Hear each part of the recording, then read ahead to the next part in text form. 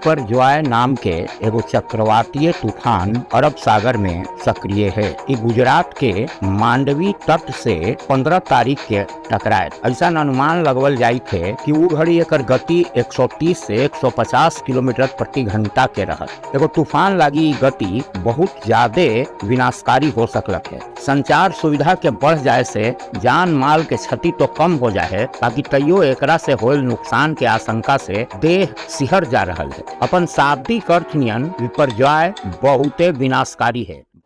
अभी जो हमारा पूर्वानुमान है ये और कुछ घंटे तक नियरली नॉर्थवर्ड डायरेक्शन से गति करेगा और इसके बाद स्पेशली 14th मॉर्निंग से ये नॉर्थ ईस्टवर्ड गति करेगा।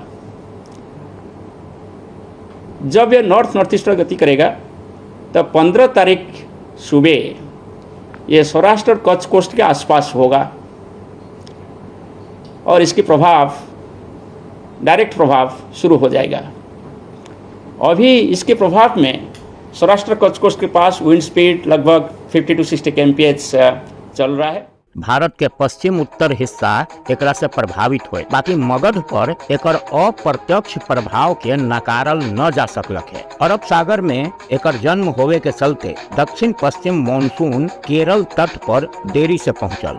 8 जून के केरल पहुंचला के बाद भी बिपरजॉय के कारण मानसून के आगे बढ़े के गति धीमा रहल है। दक्षिण पश्चिम मानसून के 15 जून तक बिहार आ जाए के चाहिए, ऐसा उम्मीद कैल जा है। बाकी भारतीय मौसम विभाग उम्मीद कर रहल है कि इन साल थोड़ा देरी से एकर प्रभाव लौकर अपने लोग के बिपरजॉय आउ मानसून के आउ जानकारी लेवेला है। तो ई वीडियो के अंत तक जरूर देखी। ई चक्रवाती तूफान के सीधा असर मगध क्षेत्र और बिहार पर न है। दक्षिण पश्चिम मानसून के पहला दस्तक पूर्णिया क्षेत्र में दिख रहल है, बाकी मगध क्षेत्र अभी प्रचंड गर्मी के शिकार है। दिन भर पछिया हवा देह झुलसावत तो रात में पुरवैया के उमस से आदमी बेदम रहत। 20 जून तक मगध क्षेत्र में दक्षिण पश्चिम मानसून के प्रभाव